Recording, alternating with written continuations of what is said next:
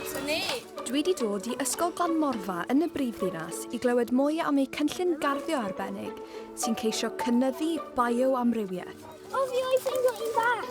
Mae hynny'n golygu cael digonedd o greaduriaid a phanhigion yn yr un ardal. Mae prosiect sydd wedi cael ddewis gan y Brifysgol ydy prosiect gyfeillgar i natur. So ni'n mynd i edrych ar y bioamrywiaeth yn yr ardal, ar y bryn, ar y goedwig, ar y maes, a gweld beth sydd gyda ni nawr, a wedyn dros y 2 flynedd nesaf. Ni'n mynd i trio gwella pethau, tro pethau yn ei le, a gweld os ni'n gallu gwella yr bioamrywiaeth, so pethau fel bocs adar fan hyn yn y goedlan, gwesty gwenynyn.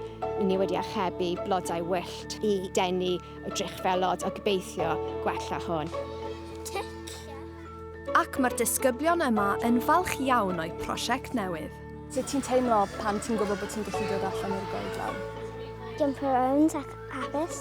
Mae'n hwyl ac ti'n gallu ffeindio fel pethau ti'n wedi gweld o blaen. Gweld fel gwenyn y pilipalas, mwydron a ant a fel pethau hwnna. Mae'n tywydd braf fel hyn, be well na gadael y stafell ddosbarth, dod allan am bach o awyr iach a dysgu am y byd mewn ffordd wahanol. Mae planhigion yn relaxing, fel aderi, mae'n relaxing. Ti'n gallu basically mynd away gyd o action. Hefyd, mae'n neis yn neud rhywbeth gwahanol yn neud ti, a mynd ti fas y garddio. Pa mor falch wyt ti bod yr ysgol yn gadael efo'r goedlan ac yn gadael chi allan fel hyn? Hapus iawn achos mae'n hwyl.